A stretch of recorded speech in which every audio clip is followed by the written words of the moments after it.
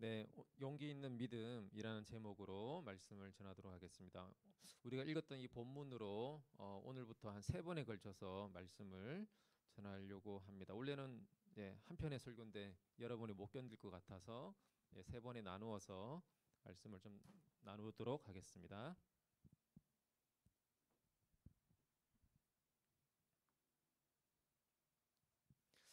네, 오늘 본문은 두 개 이야기가 한 세트로 되어 있습니다. 이 오늘 읽었던 본문을 흔히 샌드위치 구조라고 해요. 샌드위치 먹어보셨죠? 예, 빵 양쪽에 빵이 이렇게 속 내물을 감싸서 있잖아요. 그래서 보시면 야이로라는 이야기가 빵으로 이렇게 혈류증 여인의 이야기를 감싸고 있습니다. 그래서 이거는 한 세트로 되어 있는 이야기고 흔히 혈류증 여인 이야기만 떼서 이렇게 설교하기도 하고 야이로 이야기만 떼서 설교하기도 하는데 사실은 이 이야기는 떼서 하나만 떼서 설교할 게 아니라 전체를 다 묶어서 설교해야 되는 내용이라는 것을 우리에게 말해주는 이야기. 왜냐하면 서로 서로의 이야기가 그 의미를 해석해주고 있기 때문에 그렇습니다. 그래서 이 본문은 원래는 한 세트로 이렇게 다 묶어서 설교를 해야 됩니다. 그래서 오늘 이렇게 길게 읽은 거예요. 짧게 떼지 않고 이렇게 구조가 되어 있고요. 야이로가 자신의 딸을 고치기 위해서 예수님께 부탁해서 이제 가잖아요. 길에서 집으로 가는 그 길의 도중에 갑자기 혈류병 걸린 여인이 끼어들어서 생긴 사건이 나오죠. 예수님을 만지면 나올 수 있다라는 믿음으로 이렇게 나왔어요, 여인이. 그리고 이 사건으로 인해서 시간이 딜레이 됐어요. 그 딜레이 되는 그 순간에 야이로의 딸이 죽었다는 소식을 이렇게 전해옵니다. 예, 그리고 야이로가 순간 패닉에 빠졌겠죠. 하지만 예수님이 두려워하지 말고 믿기만 하라고 말씀하시고 다시 야이로의 집에 가서 야이로의 딸을 살려내는 이야기로 마무리됩니다. 오늘 우리가 함께 나누고 싶은 말씀은 이 본문에서 중요한 주제 중에 하나는 믿음인데 믿음에 대해서 같이 좀 나누도록 하겠습니다. 이 혈류병 걸린 여인도 야이로도 믿음을 통해서 그들의 절망적인 상황에서 구원을 경험하게 됩니다. 여러분 믿음은 대체로 어떤 특정한 상황에서 믿음이 드러나고 발휘되곤 합니다. 평소에 우리가 아주 평온하게 아무 일 없이 아주 잘 지낼 때 내가 주님의 역사를 능력을 믿습니다라고 하나님의 능력을 믿습니다라고 고백하는 것은 사실 그 진정성을 어, 제대로 알아보기는 쉽지 않은 것 같아요. 예. 왜냐하면 주변에 아무 일도 뭐 어려움이 없으니까. 우리의 믿음, 우리의 믿음의 진정성이 발휘될 때는 사실은 어떤 절박한 상황이거나 여러분 앞에 어떤 큰 문제가 놓여 있을 때 진퇴양난의 상황 속에서 우리의 믿음의 실상이 사실 드러날 때가 많습니다. 그때 내가 하나님을 믿는 믿음이 정말 진정성 있는 믿음이었구나, 살아있는 믿음이었구나라는 것을 경험하기도 하고 때로는 반대로 내가 정말 믿음이 없구나라는 것을 발견하게 되기도 합니다. 내가 정말 하나님을 향한 신뢰가 없구나. 주변 상황에 두려움에 꼼짝달싹 못하는 그것이 바로 현재 내 모습이구나라는 것을 발견하게 되기도 하는 것이죠.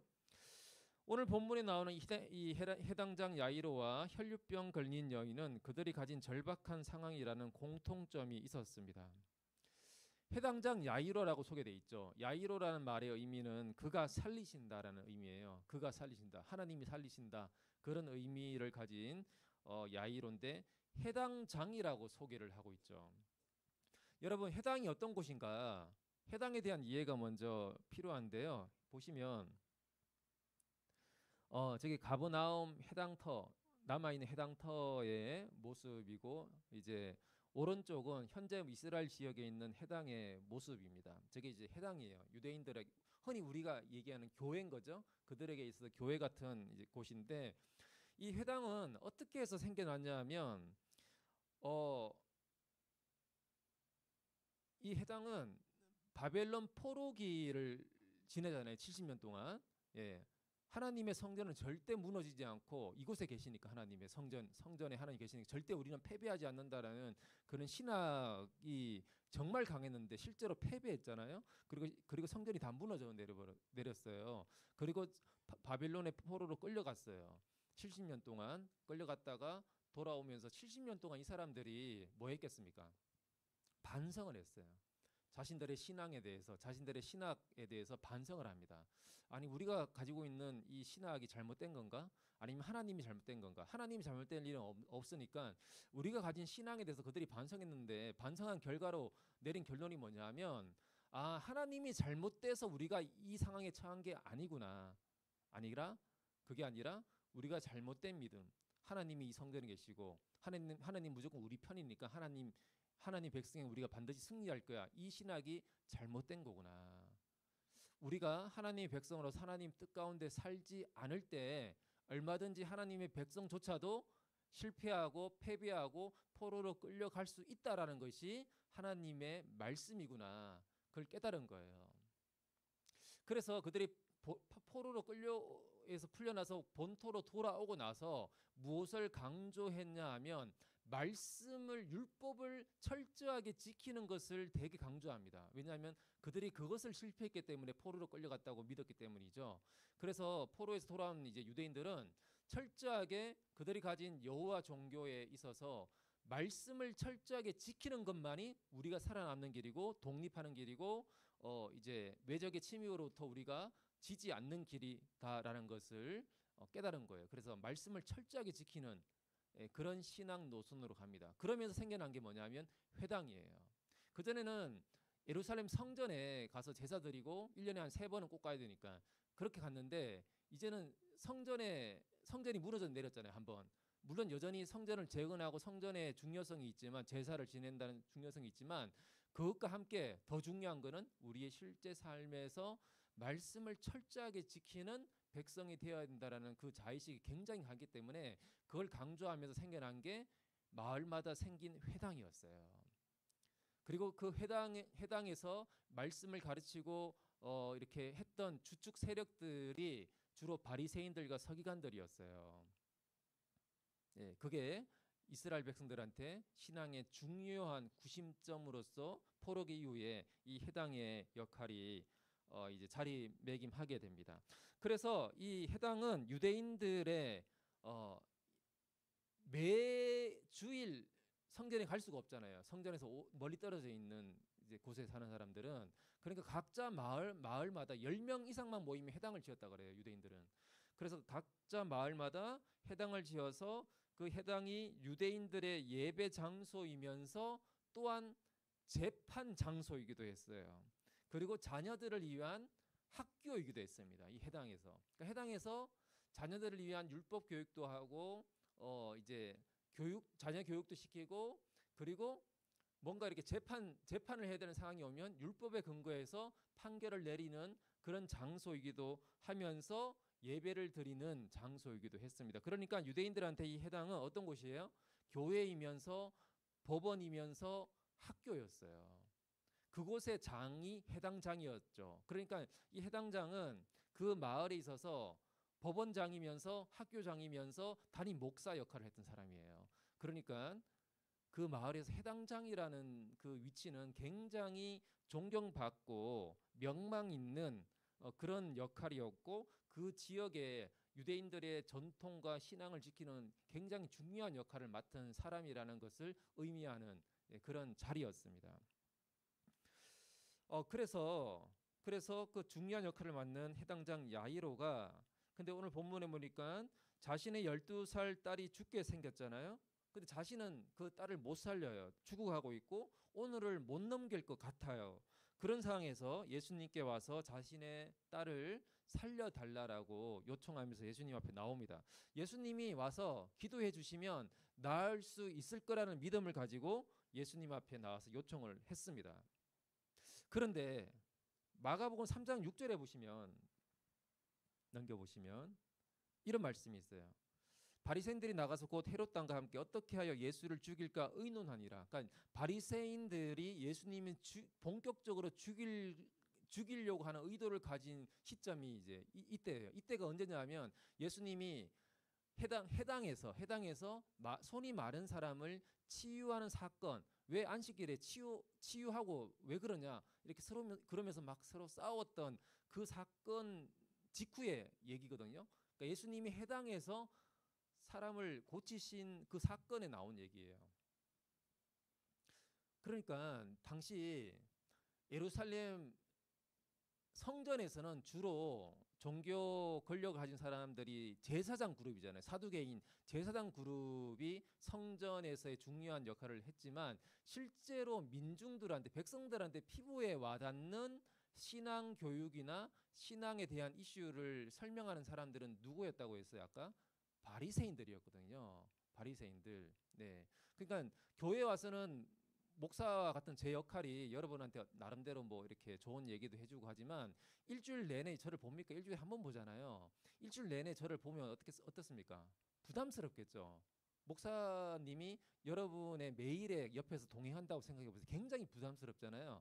근데 실제로 오지 않고 여러분의 셀장이나 언니 오빠들이 주중에 삶에서도 함께하고 연락도 하고 만나서 커피도 먹고 밥도 먹으면서 좋은 얘기도 하고 그럴 때 좀 편하게 내 신앙의 고민들을 이렇게 함께 나누고 그럴 수 있잖아요. 그러니까 민중들이 현실에서 함께 신앙적인 도움을 받고 의지할 수 있는 사람들은 바리새파 그룹이었다고요. 근데 그 바리새파 그룹이 예수님을 죽이려고 하는 시점이 벌어지고 예수님이 그 해당에서 이제 그 일을 한 후에 이런 일이 벌어지는데 그러니까 이 해당과 바리새파 그룹들은 굉장히 밀접한 관계가 있는 거죠. 예수님은 이 고향 해당에 가서 이렇게 배척받고 이런 어려움을 받은 이후로 다시 해당에 갔다는 기록이 없어요. 이후로는 다시 예수님이 해당에 갔다는 기록이 없어요. 왜? 죽이려고 하는데. 그래서 그 후로 예수님은 길거리 전도를 하십니다. 해당과의 거리가 멀어지고 바리새파 그룹과 이렇게 적대적이 되고 그렇게 됩니다. 근데 이 사건 이후에 오늘 본문에 해당장 야이로가 예수님께 찾아왔어요. 해당장은 당연히 바리새파 그룹들이랑 굉장히 밀접한 관계를 맺으면서 이렇게 협력하는 이제 관계였잖아요. 그러니까 해당장 야이로가 예수님 앞에 나왔다라는 거는 당연히 주류 그 바리새파 그룹들로부터 지금으로 얘기하면 거대 야당과 비슷한 거죠. 거대 야당과 비슷한 그런 역할하는 그룹에게 배척받을 불이익을 각오하는 겁니다. 자기 해당장의 직을 걸어야 되는 거예요. 그걸 걸고 나온 거예요. 평판을 추락시킬 수 있는 위험을 걸고 나온 거라는 거죠. 그게 야이로의 믿음이었어요. 여러분 혈류병 여인도 마찬가지입니다. 12년 동안 혈류증으로 너무 힘들게 살아왔어요. 그 무슨 병인지 잘 아시죠? 하도 얘기를 많이 들어서. 그러니까 한 달 내내 여성으로서 이제 생리를 하는 것과 같은 그런 질병을 가지고 있습니다. 여러분 여성들이 생리 기간이 되면 남성들은 잘 모르잖아요. 잘 몰라요. 그래서 그냥 그런가 보다 하고 넘기는데 실제로 여성들이 그 생리 기간이 되면 신체적 고통이 따라옵니다. 면역력이 약화되고 굉장히 무기력해지기도 하고요. 감정도 이렇게 왔다 갔다 하게 되고 미친 듯이 잠이 온다고 합니다. 예, 미친 듯이 잠이 오기도 하고 혈액 순환이 안 되면서 얼굴이 창백해지기도 하고 손발이 차갑게 되기도 하고 예, 골반이랑 허리가 막 아프고 배가 끊어질 듯 아픈 그런 고통들이 생깁니다. 그런가요? 잘 모르겠어요. 제가 경험 안 해봐서 그렇다고 하더라고요. 그렇다고 하더라고요. 예. 근데 그거를 한 달에 일주일 정도 이제 그런 이제 시간들을 보내잖아요. 굉장히 힘들죠. 근데 이 여성은 한 달에 일주일이 아니라 한 달 내내 그런 거고 1년 내내 그런 거고 그걸 12년 동안 그렇게 살아왔다는 거예요. 그러니까 여성들은 이게 얼마나 고통스러운지 공감이 되실 거고 형제들은 뭐 그런가 보다 하고 있는 그런 얼굴들인 것 같아 지금. 예. 근데 거기다가 더 문제가 되는 거는 이 여성은 율법상 계속 부정한 존재였다는 거죠. 레위기 15장 25절 28절 말씀 보시면 공동 번역에 보면 저렇게 돼 있어요. 여인이 피를 흘리는데 그것이 월경일 경우에는 7일간 부정하다. 그 여인에게 닿은 사람은 저녁 때가 되어야 부정을 벗는다. 여인이 월경 때가 아닌데도 오랫동안 하혈하거나 월경이 더 오래 계속되거나 하면 하혈하는 동안은 월경하는 때처럼 계속 부정하다. 그런 것에 닿은 사람은 부정하다. 그는 옷을 빨아 입고 목욕을 해야 한다. 그래도 저녁 때가 되어야 부정을 벗는다. 그러니까 하혈을 하는 동안은 이 여성은 부정한 존재가 되어서 자신이 다른 사람을 만지거나 접촉하게 되면 타인까지 부정하게 만들어서 그 사람이 목욕하게 되고 옷을 빨아야 되고 저녁 때가 되어야지만 부정에서 벗어날 수 있게 되는 그런 일이 벌어진다는 거죠. 당시 고대인들의 이 당시 예수님 당시의 고대인들의 평균 수명이 40세 정도였다라고 해요. 예. 40세 정도였으니까 이 여인은 12해 동안이나 이런 상태에 있었다는 걸 볼 때 성인이 된 이후에 대부분의 시간을 이런 어려움 속에 이제 보냈다는 것을 볼 수 있죠. 근데 아까 말씀드린 것처럼 유대 사회에서 회당이 가진 중요성을 얘기했잖아요. 그러니까 회당은 그 지역 사회에서 법원이면서 학교이면서 또 뭐라 그랬죠? 교회였다고 그랬잖아요. 예. 근데 회당에 부정한 자가 들어갈 수 있어요, 없어요? 못 들어갔거든요. 못 들어갔어요. 근데 이 여인은 계속 부정했기 때문에 계속 회당에 못 들어가요. 회당에 못 들어가는 유대인은 그 유대 사회에서 제외된 존재라는 의미를 갖고 있는 거예요. 못 들어가는 사람이 대표로 누구였냐면 세리부터 해서 이렇게 몇몇 그룹들이 있어요. 그러니까 이 여인은 어쩔 수 없이 자신의 질병 때문에 유대 공동체에 받아들여지지 않는 존재가 되었던 거죠. 그 공동체에 내가 함께하고 싶지만 부정당하는, 존재가 부정당하는 그런 사람이 이 여성이었습니다. 여러분 중고등학교 시절에 약간 왕따를 경험해 본 분들이 있습니까? 그런 친구들 얘기를 들어보면 안 당한 사람은 모르지만 뭔가 남들로부터 그 무리에 끼지 못하고 배제당하는 경험을 하면 그게 그 사람한테는 굉장한 고통이거든요. 굉장한 고통이에요. 예를 들어서 이렇게 소윤자매도 일하는 곳에 자기 혼자 빼놓고 다 남자래요. 그러니까 다 남자기 때문에 그 남자 그룹에서 여성으로서 혼자 이렇게 배제당하는 경험을 하죠. 안 하나 보네요. 안 하나 봅니다. 예. 그럼 뭐 괜찮네. 안 하면 다행입니다. 그러니까 남성이기 때문에 남성들 그룹에서 여성 혼자기 때문에 배제당하든 아니면 다른 문제로 배제당하든 여러 가지 일들 속에서 내가 어떤 무리 속에서 배제당하는 고통은 그 사람에게는 엄청난 고통인데 이 여성은 12년 동안 그 유대 사회에서 그런 배제의 고통을 없는 존재로 취급받고 살아왔죠. 5장 26절 말씀을 보세요. 넘겨주시면 이렇게 돼 있어요. 많은 의사에게 많은 계룡을 받았고 가진 것도 다 허비하였을 때 아무 효용이 없고 도리어 더 중화되었던 차에, 그러니까 많은 의사들에게 치료를 받았어요. 근데 효과가 없어서 돈만 다 날리고 상태가 더 안 좋아졌다라고 합니다. 그러니까 다시 이것을 뒤집어서 얘기하면 내가 가진 전 재산을 다 허비하고 다 쏟아 부을 정도로 내 이 질병을 고쳐보고자 몸부림쳤다는 거죠. 몸부림쳤다는 거죠. 예. 그런데 효과가 없었어요. 모든 인간적인 도움이 소용이 없었어요. 그러니까 이 여성은 이 땅에서 내가 도움을 받을 가능성이 이제는 없구나라는 현실에 이제 마주했다는 것을 볼 수 있습니다.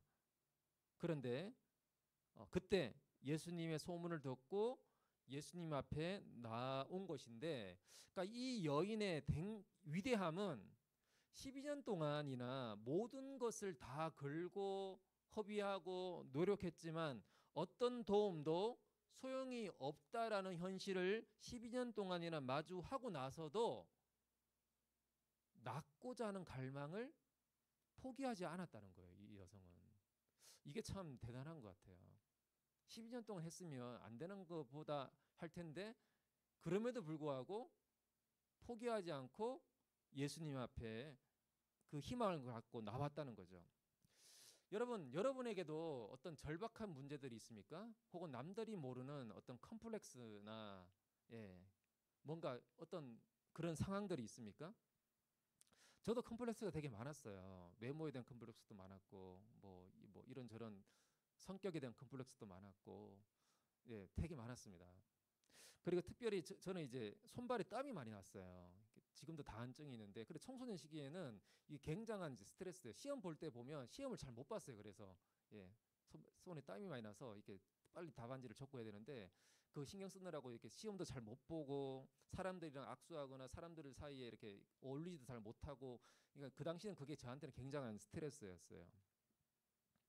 물론 지금은 이제 뭐 그러려니 하는데 어쩌겠어 이런 마음인데, 여러분은 그런 것들이 없습니까? 제가 대학생 때 교회 다닐 때 제 셀, 지금 얘기하면 셀이죠. 셀장 역할을 했던 누님이 한 분 계셨어요. 저보다 5살 많은 누님이었는데 저를 잘 챙겨주셨어요. 예, 막 20살 대학생 때 어리버리 하잖아요. 그래서 이렇게 잘 챙겨주고 설명도 해주고 이렇게 교회 생활이나 신앙 생활이나 또 학교 생활도 이렇게 잘 가르쳐주고 안내해주고 저를 많이 되게 이렇게 밥도 많이 사주고 되게 많이 잘 챙겼어요. 그래서 그 누님이 정말 감사하고 고마웠는데 너무 이렇게 잘 챙겨주다 보니까 제가 너무 버릇이 없어졌어요. 너무 이제 너무 편하게 됐던 거죠. 너무 편하게 됐는데 한 번은 누나한테 장난으로 그렇게 얘기했어요. 누나, 그 누님이 약간 이제 얼굴에 이제 피부 트러블이 좀 많았거든요. 예. 그러니까 그러지 말았어야 되는데 그때 너무 철이 없어서 누나 그 누님 말고 또 다른 누님이 있었는데 저기 소영이 누나 누님은 얼굴이 이렇게 되게 하얗고 보온데 누님은 이렇게 얼굴에 이렇게 피부 트러블이 이렇게 많이 났어요. 이렇게 물었는데 그때 이제 누나한테 엄청 맞았습니다. 그때 그렇게 화를 내는 걸 본 적이 없습니다. 그러니까 내가 그 누님의 그 깊은 이제 컴플렉스를 건드린 거죠. 그때 철이 없어가지고 이제 그랬는데 그러시면 안 됩니다. 형제들은 이제 그러시면 안 되는데 그러니까 사람마다 뭔가 이렇게 그런 게 있는 것 같아요. 예, 남들한테는 얘기하지 못하지만 나만 가지고 있는 그런 어려움들이 다 있을 건데 근데 대부분의 사람들은 그런 절박한 문제를 가지고 어떻게 하냐면 대부분의 사람들이 세상 사람들은 돈이나 인맥이나 어떤 이제 다른 방법으로 자신의 그 문제를 해결하고 하려고 합니다. 혹은 내가 더 노력하면 이 문제를 극복할 수 있다라고 생각합니다. 자기의 노력으로 극복해 보려고 합니다. 혹은 그것도 안 되면 어떡합니까? 그냥 감추고 살아가죠. 그냥 이도 저도 안 되면 감추고 살아가려고 합니다. 그런데 오늘 본문에 나오는 여성은 그렇게 하지 않았어요.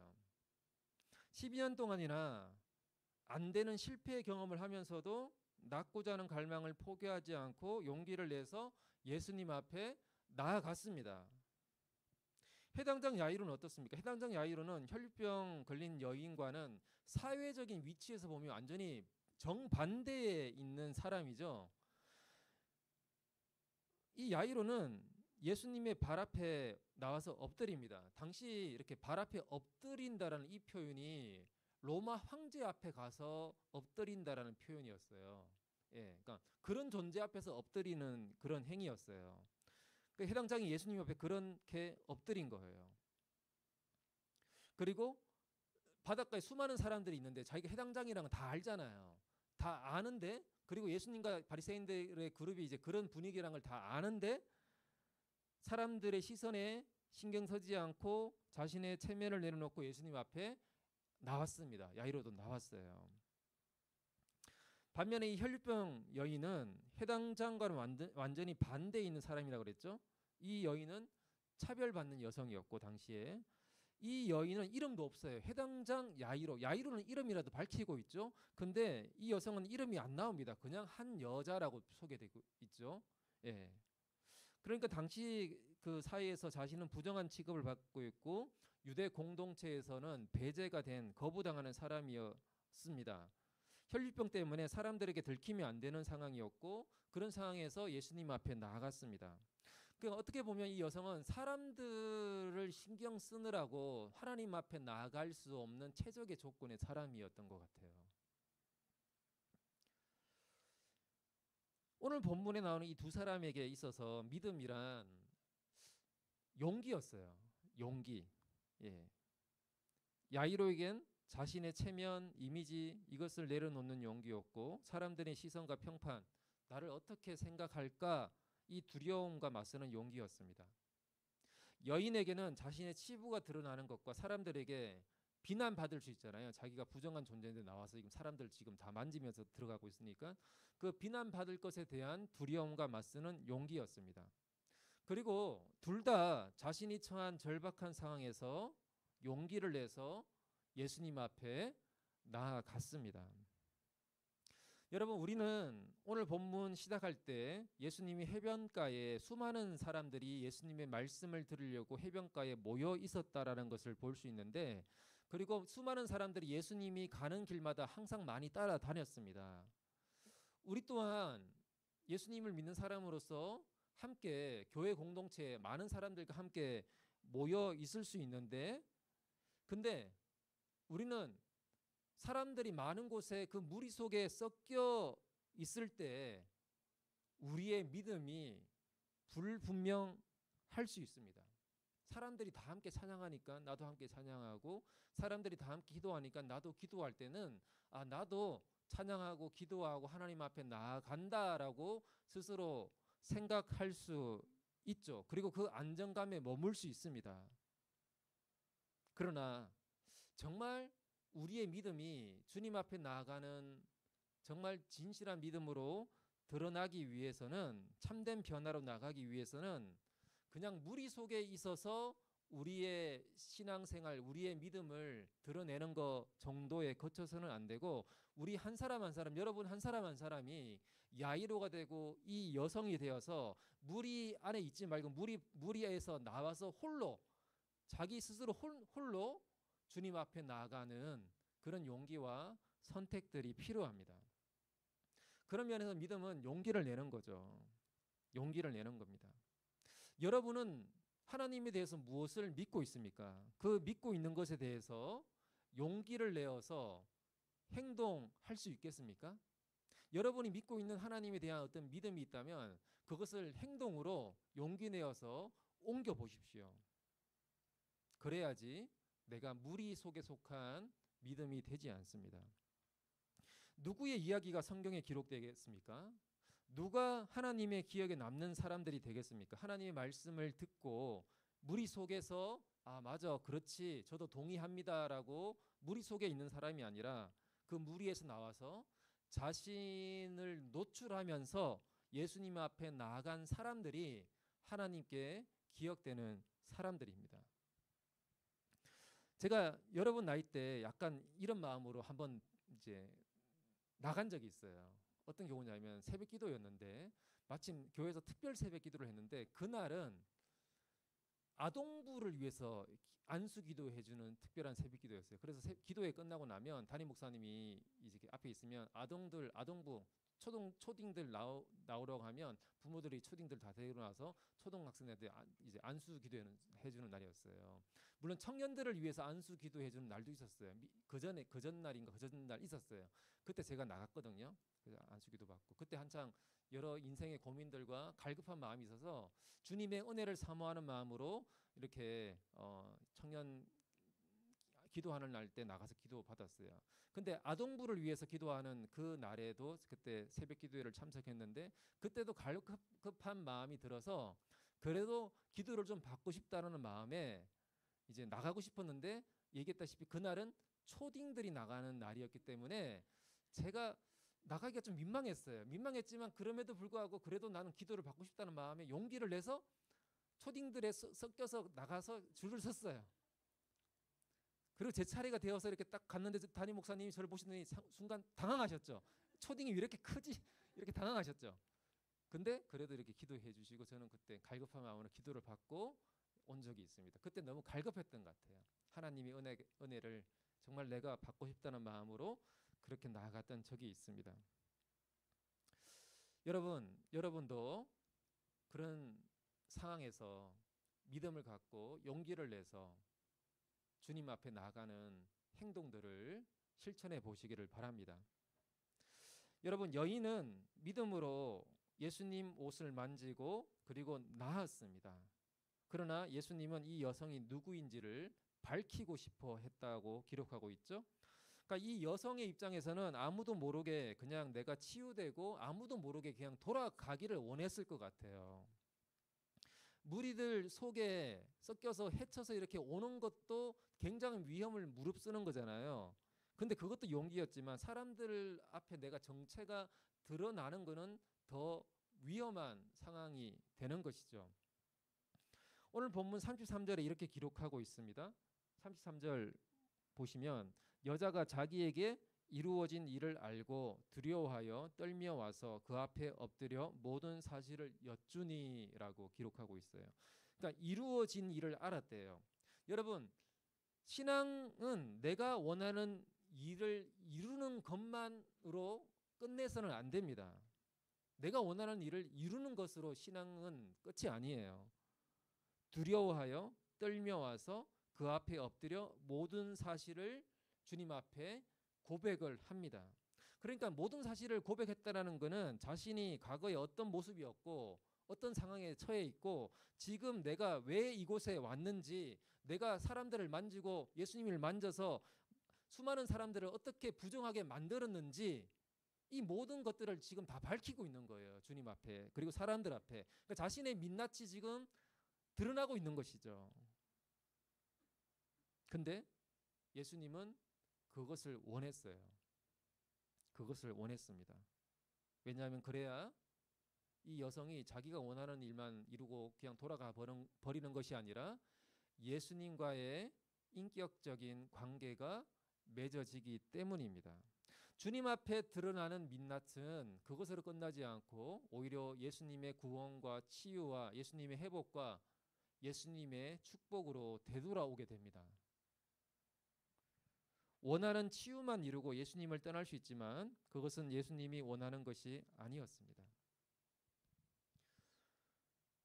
여러분, 우리가 신앙생활할 때 여러 가지 체면이나 이미지나 사람들이 나를 어떻게 볼까 이런 것에 정말 신경을 많이 쓰게 되잖아요.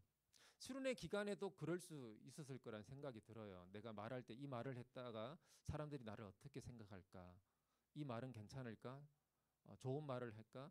혹은 사람들이 나를 어떻게 생각해 주기를 원할까? 이런 것들을 자기도 모르게 많이 우리는 신경 쓰고 살아갑니다. 그래서 자유롭지 못하죠. 근데 그나마 청년 때는 좀 더 자유롭지만 나이가 들면 들수록 더 이게 심해져 가는 것 같아요. 근데 여러분, 시온교회 청년부 안에 있으면서 우리가 이것을 좀 많이 연습하고 훈련했으면 좋겠습니다. 이 공동체 안에서 자신의 민낯을 드러내고 그런 모습을 서로 나눌 수 있는 그런 공동체가 되었으면 합니다. 그렇게 해도 서로가 서로를 정죄하지 않고 깊은 이해와 공감으로 서로를 품어가는 그런 청년부가 되기를 바랍니다. 그걸 서로 용기 내서 했으면 좋겠어요. 누군가는 용기를 내야 되겠죠. 그렇기 때문에 우리가 수련회 때 들었던 말씀 중에 서로 사랑하라고 그랬잖아요. 물론 서로 사랑하는 방식이 여러 가지가 있겠지만 그 중에 하나는 자신의 그런 연약함이나 그런 부분들을 정직하게 오픈하는 용기도 서로 사랑하는 거고요. 또 그것을 서로가 정죄하지 않고 이해하고 품고 함께하는 것도 서로 사랑하는 것입니다. 우리가 그런 시도들, 훈련들, 실천들을 우리 안에서 많이 했으면 좋겠습니다.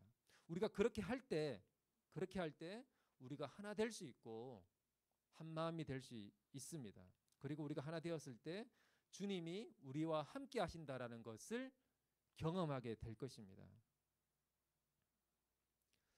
우리 공동체가, 청년부가 그런 공동체로 나아가게 되기를 소망합니다. 기도하고 마무리하겠습니다.